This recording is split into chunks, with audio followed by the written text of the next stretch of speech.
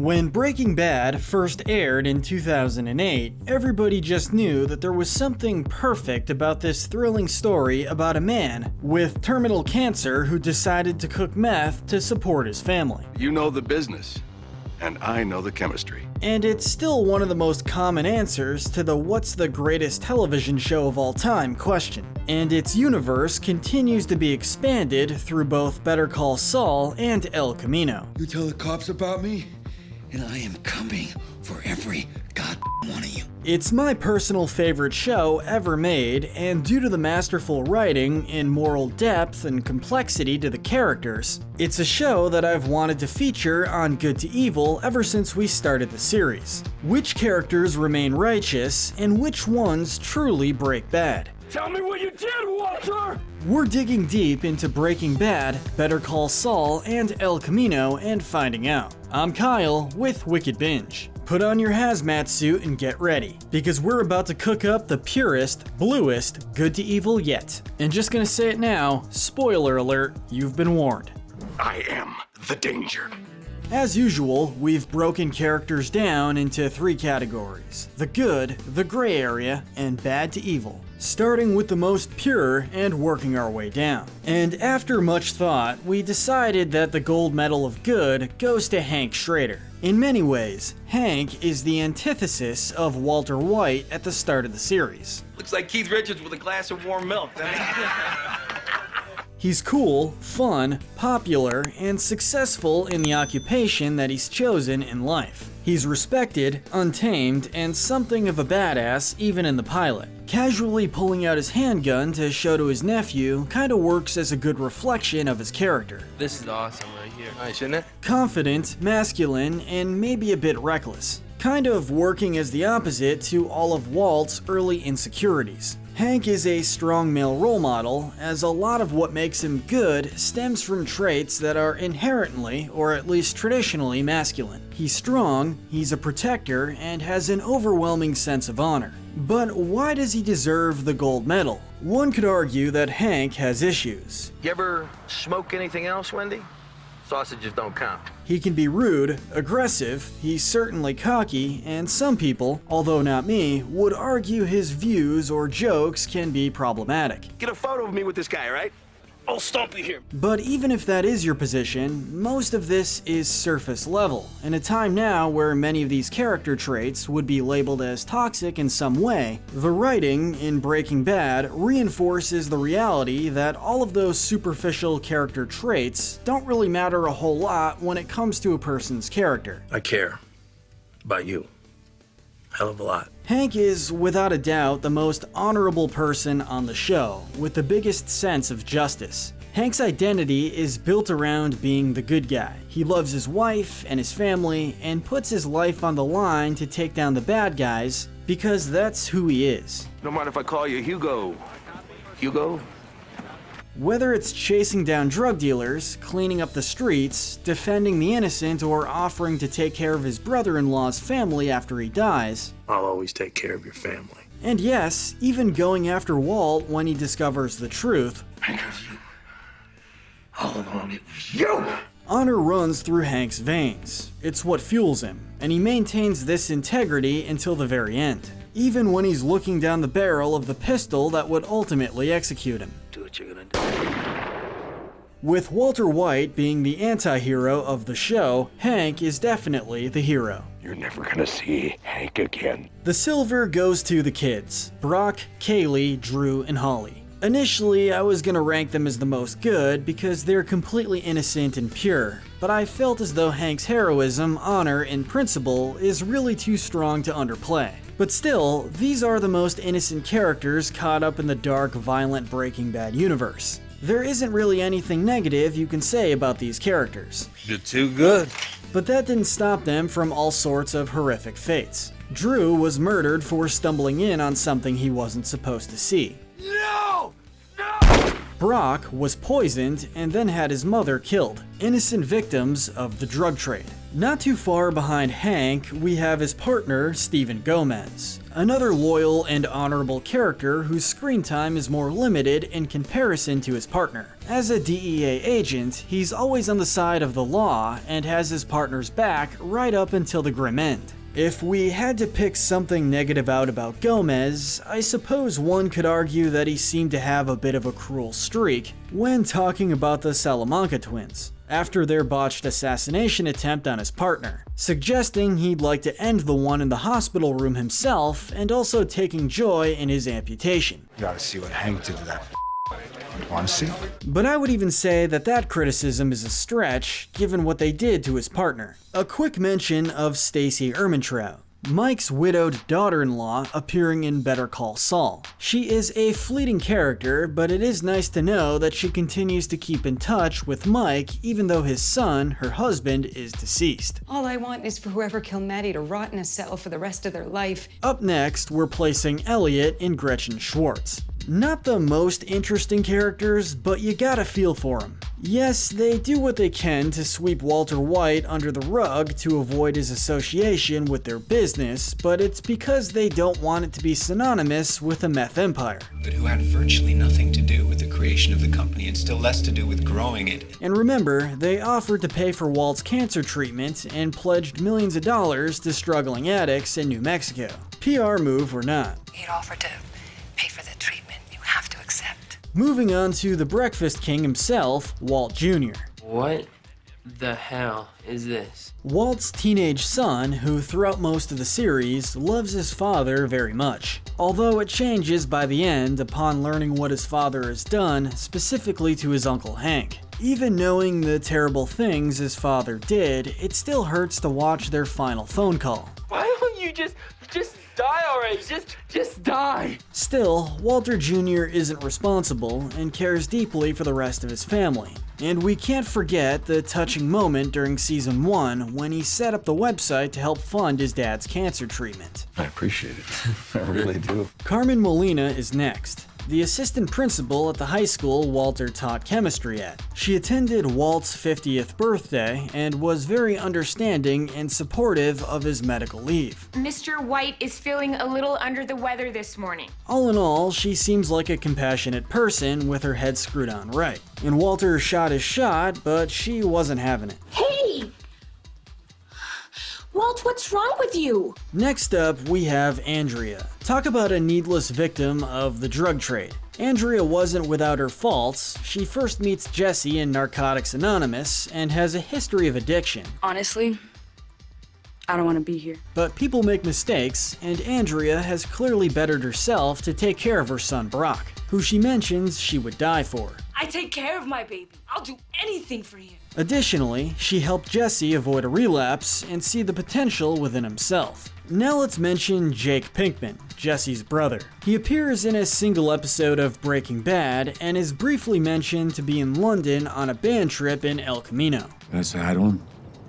Jake's on a band trip to London. He is ranked apart from the other children because he does do some wrongdoing, as when the housemaid finds Jake's weed stash, Jake lets Jesse take the fall for it, fueling the rift between Jesse and his parents. Ouch. You think I could have it back? But he is too young to really understand much of that, and you can't really blame the kid for being worried about his uptight parents. Next, we're throwing in Bogdan. I know this guy seems like a jerk, overworking Walt at the car wash despite only hiring him as a cashier. I'm short-handed, Walter. What am I to do? But look at the whole picture. This guy is from Romania and at some point came to the States to start a business. He's clearly a no-nonsense hard worker, and what might seem like disrespect to us is likely just an emphasis on work ethic. A cultural thing given he's moved here and built a business from nothing. I have worked 30 years on building this business from nothing. He even tells Walt to be a tough boss after he buys the place. Boss has to be tough. And say what you want about him, he's not a criminal, unlike the majority of the characters on the show. Old Joe is next. The guy is loyal, if anything. In El Camino, Old Joe even offers to get rid of Jesse's ride for free as the two reminisce about old times. It's on the house. Even knowing Jesse is likely the most wanted man in America. Yes, he's more than happy to aid criminals, and he even goes out of his way to delay law enforcement searches by demanding a warrant. You're trying to break and enter, so I say again, you got a warrant? But Joe proves himself a loyal friend when the whole world is out to get you, and that says a lot. Marie Schrader is up next. Admittedly, a bit nosy when it comes to others' business. This is sex. Marie, Jesus. She tends to pry in matters which annoys her sister Skylar. She's also a bit shallow and snobby with a serious OCD problem, as you can probably tell by all the purple. Marie, what is wrong with you? Can you please tell me that? But Marie is an undoubtedly loving wife who cares deeply for her husband and the rest of her family, sticking by Hank's side after he's badly wounded and aggressively pursuing the expensive physical therapy treatments he needs to heal. That was awesome, babe! That said, upon learning Walt's secret, she begins to showcase her darker side, telling Walter to his face that he should kill himself to save his family from the burden of his criminal past. Just kill yourself. This whole thing dies with you, right? That's what you're saying here? She also confides to her therapist that she fantasizes about poisoning Walt as well, although she would never act on it. Don't worry, I wouldn't hurt anybody. In her defense, her and her husband were royally betrayed, but it still gives us a glimpse into Marie's darker side. On to Jane, another one of Jesse's love interests, also a recovering addict, but with more red flags. You and me. Who's you and me? The main reason we dock Jane points is that when you look at her behavior through the lens of her father, her inability to clean up her act clearly harms her dad and those around her incredibly deeply, often demonizing her father for being overbearing when in reality all he wants is for her to be off drugs and healthy. Last time I went to rehab, all my houseplants died because you didn't water them. Rounding out the good characters, we're gonna throw in the head of Hamlin and McGill, Howard Hamlin. The professional counterculture to Jimmy McGill's sleazy attitude in Better Call Saul. The blunt of many of Saul Goodman's pranks, he's not really a bad guy. He's just stiff and is doing Chuck McGill's whims up until Chuck's death. And prostitutes sent to your business lunch. That's weird. Howard is an unfortunate player that doesn't want anything to do with Saul's games, and if you put yourself in his shoes, can you really blame him? I travel in worlds you can't even imagine! Now with the good characters out of the way, it's time to descend into our moral gray area. And to start out, we have the idiotic yet lovable duo, Skinny Pete and Badger. This is, I believe, Peter? Right, I'm Peter. How are you? Friends of Jesse Pinkman, the two appear in both Breaking Bad and El Camino. Though they are petty drug dealers, they have hearts of gold and help Jesse when he needs it. Even though Jesse, honestly, tends to treat them as collateral. Let's kick it back into gear. All right, let's start slinging again. They did try to sell meth to recovering addicts, yet changed their minds and actually worked on the 12-step program given to them when they attended a few meetings. I'm on like step 5. Deuce, yo. I'm catching up. When Jesse needs help in El Camino, they give up their cash, cars, and lead the police in the wrong direction to assist Jesse. Seat belt, speed limit. We've got about 3 hours to get this thing down south. Though they are far from perfect, they are just kind of stoners looking to make a quick buck. They aren't ruthless kingpins, and we decided to place them as the most good gray area characters mainly because of their final scene in El Camino. Sometimes loyalty is worth more than anything, and they showcased it more than anyone in their goodbye to Jesse. Dude, you're my hero and shit. Mr. and Mrs. Pinkman are a bit difficult to rank, mainly because it's both easy to understand their frustration with Jesse based on the things that he has done, but also difficult to understand turning your back on your own kids. Well, that's not gonna fly this time. How many chances have we given you? It seems like Jesse's relationship was strained partially because his parents favored his younger brother. Not to excuse Jesse's actions, but it seems like his parents could have been a lot more loving to him growing up. Ted, master tax evader and part-time adulterer, is undoubtedly a dislikable character. Sure, he states that he has good intentions for himself and his family, but when Skylar gives him the chance for redemption from his IRS persecution, he buys a new car rather than pay off the feds. Kip, you're Driving a piece of crap to customer meetings, you gotta present that successful image. For this, he is held hostage by Kuby and Huel for a short time before slipping on a carpet and breaking his neck. It's an actor guy.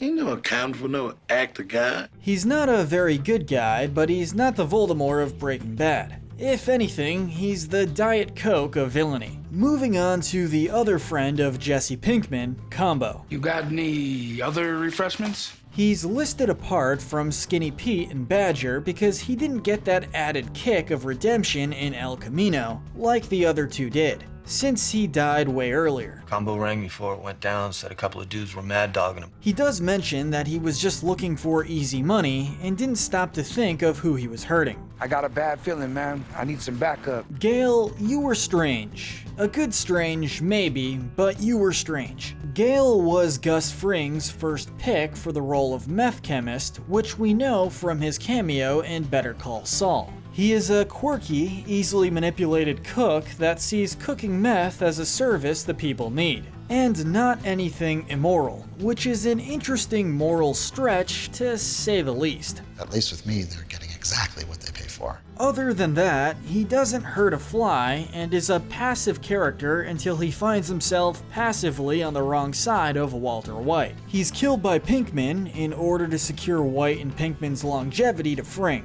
But what can you say? Cooking meth is a service that has to be done. Now we have the character who is officially going to round out our gray area. Skylar White, a loving mother without a doubt, and as Vince Gilligan has described, a pragmatist who will do pretty much anything to keep her family together. Skylar's character in the first season is a reflection of Walt. She appears to make all the decisions herself without regard for his opinions, and her personality adds to his feelings of inadequacy and emasculation. Do not sell marijuana to my husband.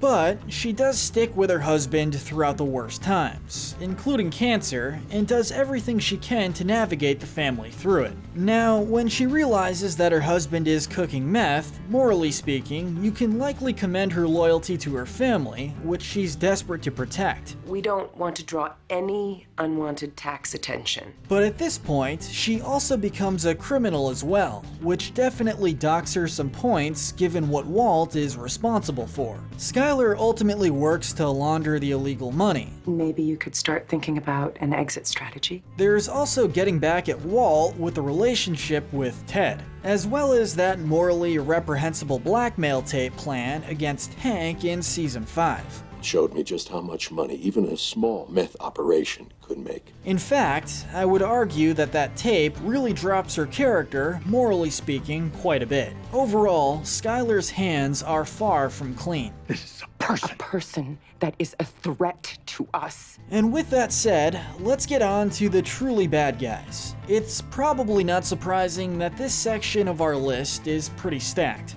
These are the bad and the evil. Starting out with Ed. Vacuum seller by day, witness protection black market guy by also day. What about this?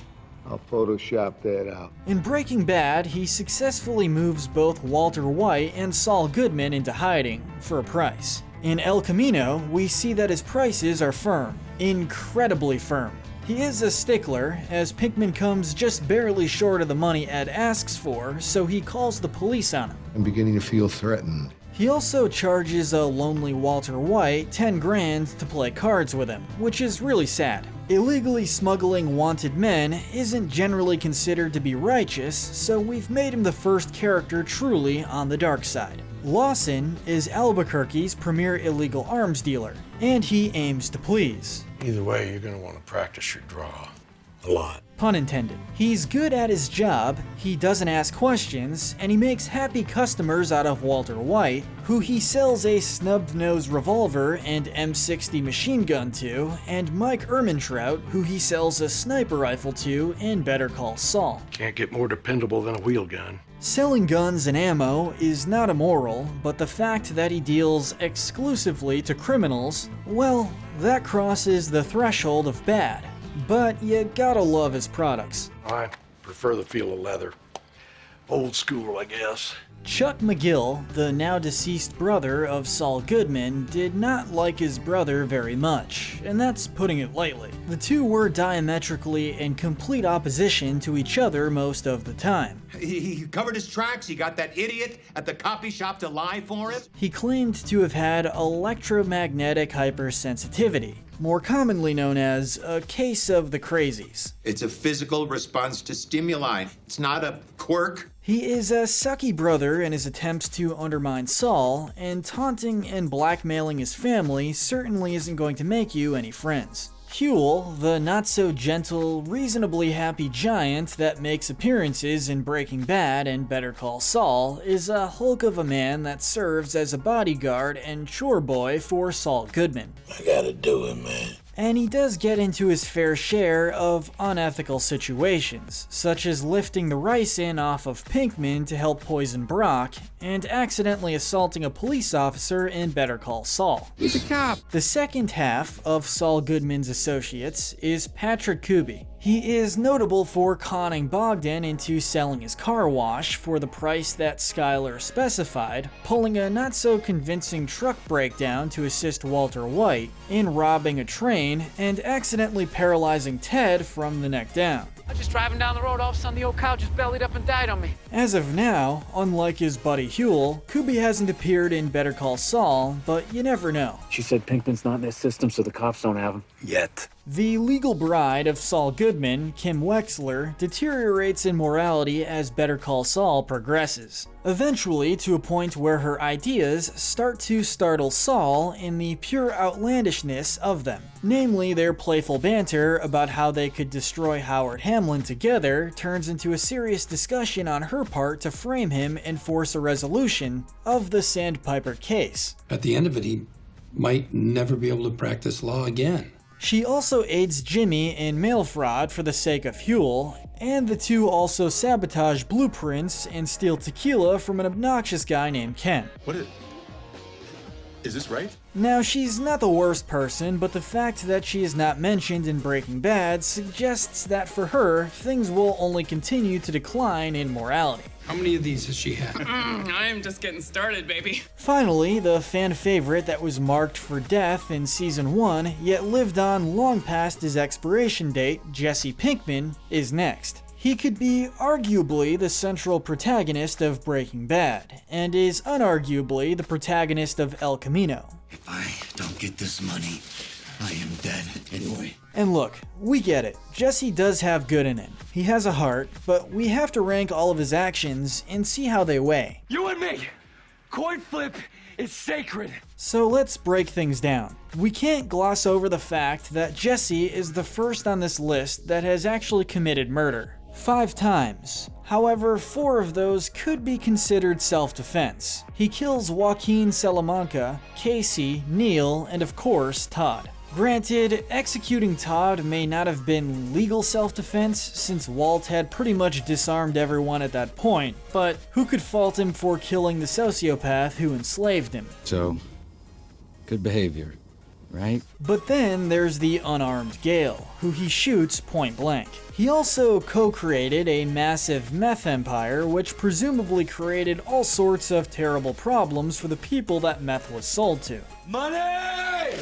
Throughout the show, Jesse feels obvious guilt for all the wrong he does. But that doesn't take away from the fact that he chooses to do that wrong over and over again. What's the point of being an outlaw when you got responsibilities? Arguably, in the beginning of Breaking Bad, Jesse was out of his element as a good person desperately trying to break bad, but unfortunately grew into a bad person desperate to do good. Selling them after me now means that no one else ever gets killed. What we will say about Jesse is that his goodness shines through, specifically when it comes to children and innocence. That science and stuff makes it do that. By the end of Breaking Bad and his journey in El Camino, we do see that his criminal arc comes to a close. Not many of us get a chance to start fresh. And what future is in store for him, nobody knows. Is he capable of becoming good again? I like to think so, but where he stands right now is pretty firmly in the bad.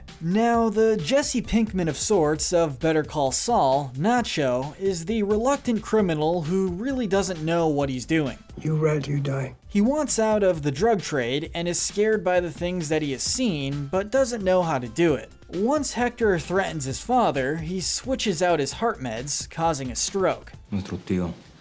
Quiero decirles. Later, Gus finds out and forces him to be a double agent, in which he attempts to assassinate Lalo. He's a bad guy for sure, but unlike many other cartel members, he does show remorse and emotion. Need a good to evil ranking? Better Call Saul. Jimmy McGill, aka Saul Goodman, is the easily corrupted lawyer turned Cinnabon manager that can't seem to escape his past. Hi, I'm Saul Goodman. Did you know that you have rights? His blatant disregard for the well-being of others puts him snugly in the bad. But just because someone's bad doesn't mean we can't love them. An expert at conning, from hiring people to fall off of billboards so he can save them, to rigging bingo games at the senior center, Saul can be really bad. Yes, an ambulance, that's a good idea.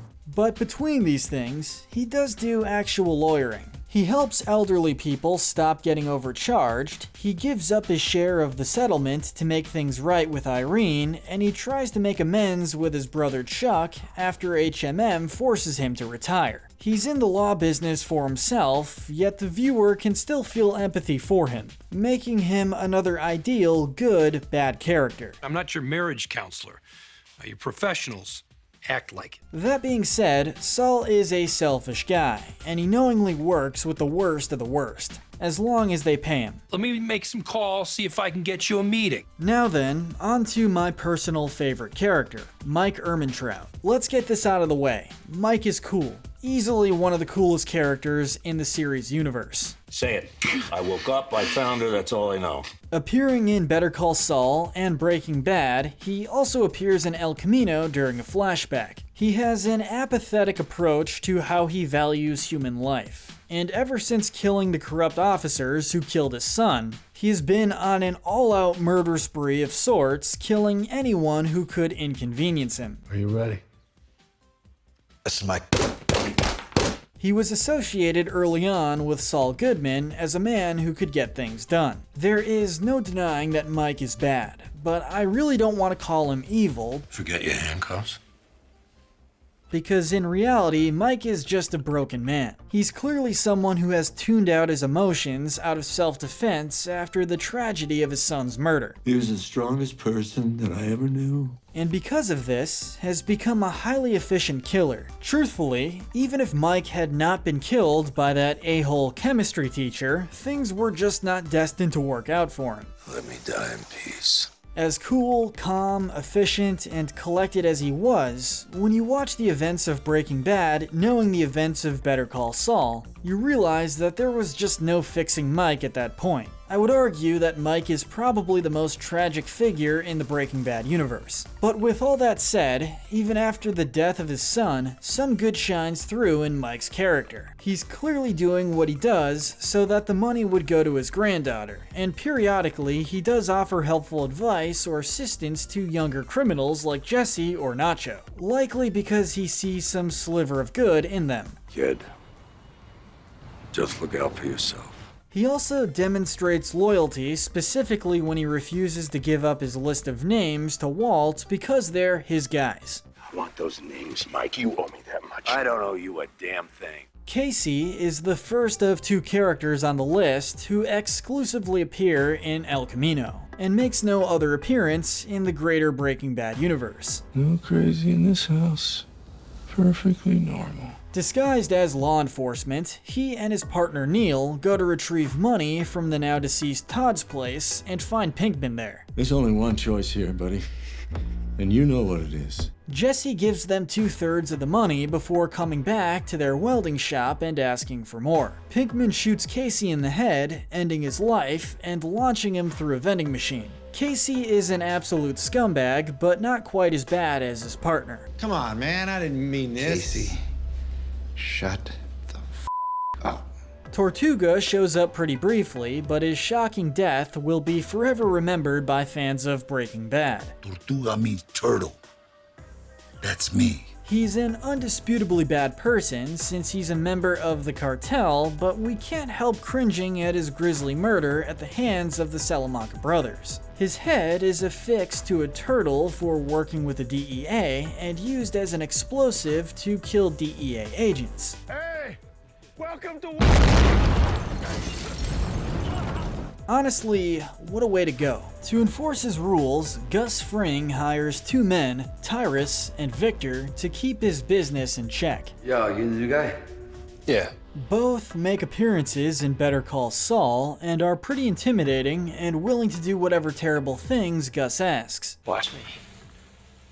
We ain't missing no cook. That said, they both pay for their sins in the end in pretty brutal ways. The first of many victims at the hands of Walter White, Crazy 8 was hell-bent on killing Walter and Jesse before having the tables turned when Walt poisoned him. Upon discovering he survived, Walter and Jesse lock him in a basement before killing him with a bike lock. He may have had a sob story when the table was turned, but he had no problem being brutal towards Walt and Jesse when he thought he had the upper hand. Run, Mr. White, run! The two meth heads who rob Skinny Pete, Spooge, and Spooge's woman only appear in one episode. Nevertheless, they are genuinely awful people. Might have a concussion. Don't fall asleep, baby. Subdural hematoma. I mean, she killed him with an ATM machine. But more specifically, they also have a child who they neglect to a reprehensible level. I'm hungry.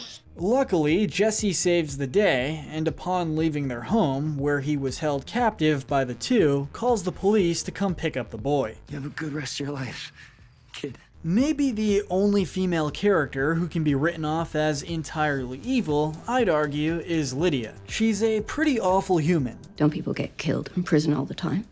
I mean, shanked. Appearing in Better Call Saul and Breaking Bad, she is Gus Fring's go-to for corporate business. One I raised from the inventory, so it has to be that one. She's used to launder money, transport meth, and house Germans. The last of which doesn't sound illegal, but is within context. She has a daughter, yet none of her actions are directed towards making a better future for her necessarily, as they already have a lot of wealth. She also plots the murder of 11 men with no regard for human life. She may not get her hands dirty, but she has no problem having others commit murder on her behalf. Those 11 men, and I think you know this, Mike. Those 11 Kasinkas. Neil Candy is the second of the two who only appear in El Camino. His tolerance for slavery and his general sadistic nature is what ranked him especially low. I was wondering when you were going to remember me. You really can't overlook the fact that he was willing to give his assistance in welding an anchor so that Jesse couldn't escape from his forced labor. I don't care how wiry he is. Have him knock himself out. He also decides that the best course of action when Jesse asks him for money later on is to challenge him to a Wild West duel, which admittedly isn't the worst thing, but he definitely seems to have some psychopathic tendencies. Jesse agrees to the duel and cheats with a separate gun in his pocket, killing Neil. He won't be missed. No hard feelings, right? Sure, Don Eladio. No hay lugar aquí para las emociones. He might have been the only one not expecting his own death, as Gustavo Fring made it pretty obvious he was going to kill him. The head of the Mexican cartel, he ordered the death of Max, Gus's best friend, sealing his fate to be killed by Gus. His assembly of a meth empire south of the border, and his cruel tormenting of his underlings, contrasts the charisma he showcases early on. Murder is rarely justifiable, but his was understandable. Who could forget Terminator 1 and Terminator 2, aka Lionel and Marco Salamanca? These two are creepy, and I don't like looking at their dead eyes, but we'll proceed. The nephews of Hector Salamanca, these silent avengers come north to avenge their cousin Tuco, who was killed at the hands of Hank Schrader. They kill a tractor full of immigrants in the process, and once they arrive, Gus tells them that they should try to kill Hank instead of Walter, who was their original target. Nombre de la gente es... They sure do try their hardest, but Hank gets the better of both of them, killing Marco and critically injuring his brother, who is then murdered by Mike. Their cold, unfeeling irreverence towards the death of innocent people really drives down their rankings, and there is no hint of remorse ever pointed to. It's safe to say that most fans of the show were happy to see them get taken out by Hank and Mike. Now, Hector Salamanca is a very interesting character in the intersecting storylines of Breaking Bad and Better Call Saul. How about your payment is you get to leave? In Breaking Bad, he's more of an object than a man. He's wheelchair-bound and forced to speak through a bell, so he is immediately underestimated the moment he is seen. Little do Jesse, Walter, and the audience know that he is incredibly capable for his situation and becomes a likable, dislikable character, with his suicide bombing in Season 4 of Breaking Bad being the climax of his character development.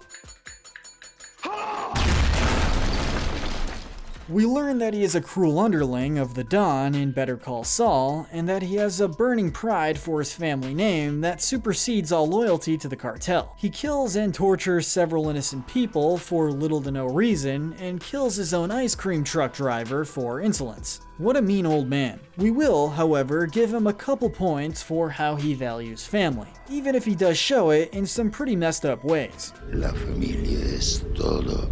The next character is tight. We've had our bad guys on the list, but Tuco Salamanca is a new level of evil. He's psychotic. Booyah! Wow! He breaks the legs of Saul's skateboarder buds in Better Call Saul, and he repeatedly tries to harm Walt and Jesse in Breaking Bad. Nobody moves crystal in the South Valley but me! He's a Salamanca, so he is a drug lord by default. He's a family man, but that's his only redeeming quality. He harasses the elderly, stabs people in prison, not a good guy. Tuco is without a doubt a psychopath, probably best demonstrated when he beats one of his own men to death just for a comment that wasn't even really a big deal. Damn, man, look at that, look! Aside from his family, Tuco shows no loyalty and is willing to murder anyone who happens to piss him off that day. So I cut their tongues out! Uncle Jack's lieutenant, Kenny, is next. This guy is an evil scumbag all around. Not only is he a criminal, he's a violent one who has no problem with murdering innocent people. He's completely fine with killing Andrea, plus whacking about a dozen informants in prison. He makes a schedule now so we can put who we need, where we need him. He's also in on killing Hank. Not to mention enslaving and torturing Jesse, and something about his tattoos suggests he might not have the most tolerant views. Where you want it? Oh gee, I don't know.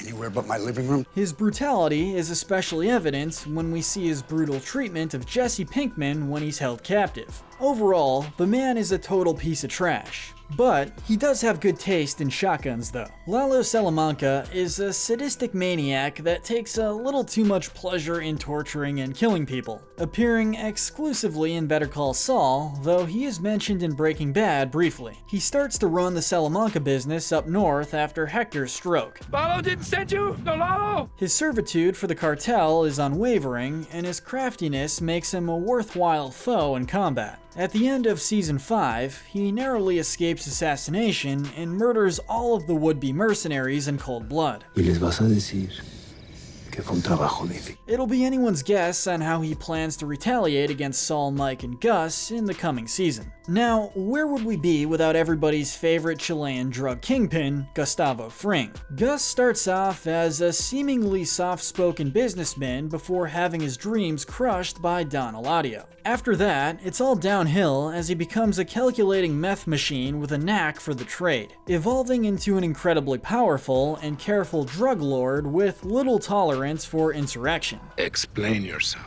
If being the biggest meth distributor in the Southwest wasn't bad enough, he kills dozens of higher members of the cartel to prove a point, and tries to get rid of Walter White as soon as he can. You don't have to do this. He saves the life of Hector Salamanca after he has a stroke, just so he can keep him alive long enough to kill his loved ones before he kills him himself. So he's clearly sadistic in his own right. He kills one of his best employees with a box cutter, only to make Walter and Jesse more on edge around him. Well, get back to work.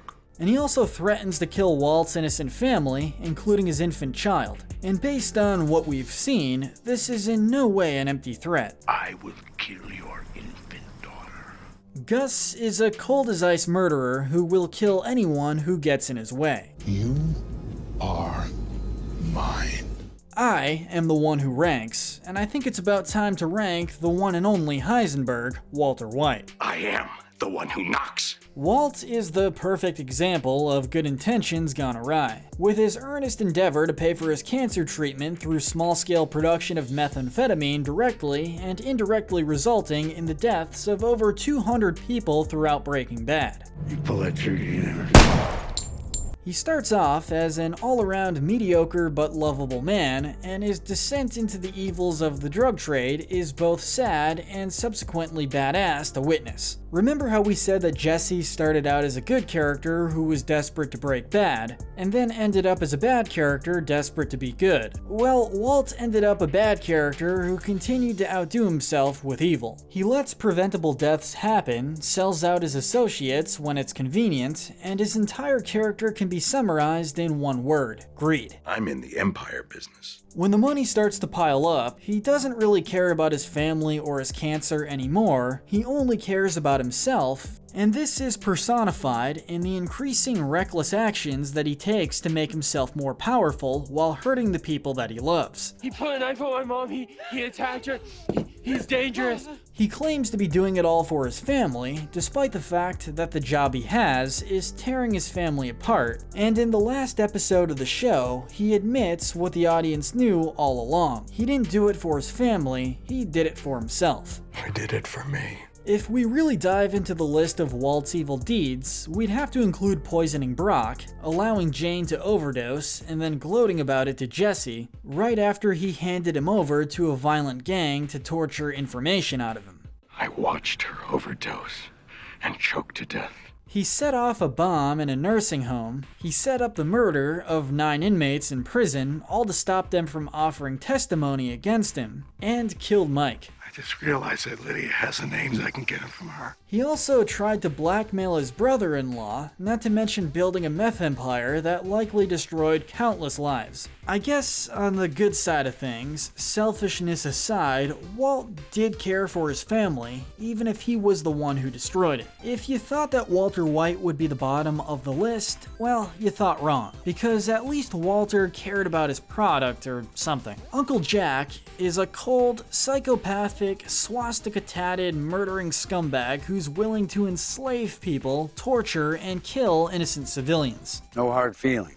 He deserved everything that he got, and then some. He killed Hank and Gomez. He enslaved Jesse for a year to make meth for him, not to mention the prison murders that he helped Walt set up. It can be done, just not the way you want it. When Jesse tries to escape, he enlists his nephew to shoot his girlfriend Andrea in the back of the head. And he's even more than happy to kill her son Brock, too, if needed. Remember, you're still a kid. When Walter returns from hiding in New Hampshire, he immediately takes the license to kill him. He nearly does too, but Walt had other plans. Safe to say, no one shed a tear. But Uncle Jack only gets the silver medal of evil, so we'll try our best to say something nice about him. All things considered, he demonstrates loyalty to his gang and his nephew Todd. He actually does seem to care about his family, and surprisingly, he shows a small amount of honor when it comes to leaving Walt a barrel of money. All because his nephew respects him. My nephew here, he respects you.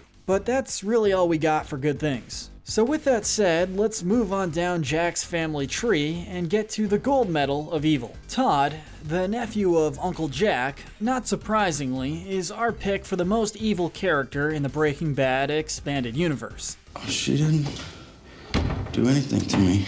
Does he have the most kills? No. Is he needlessly cruel? Yes, but also kinda no. Are you kidding me with this?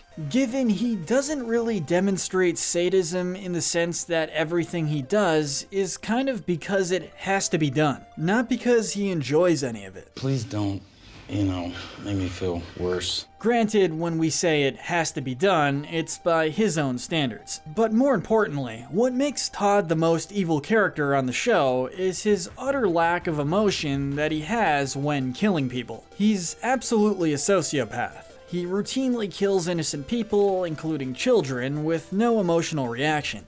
Happens, huh? He He's incapable of feeling anything. He punishes Jesse Pinkman by killing his ex-girlfriend and orphaning her only son, Brock. Just so you know, this isn't personal. He's a monster who doesn't even seem to think he's a bad guy, which makes him objectively worse. When he is killed by Jesse at the end of Breaking Bad, his brutal execution was absolutely satisfying. But what do you think? Who is the most evil Breaking Bad character? Let us know. And don't forget to hit that notification bell and binge our Good to Evil playlist, where we break down the morality of the characters in your favorite shows, cartoons, and movies. But most importantly, stay wicked.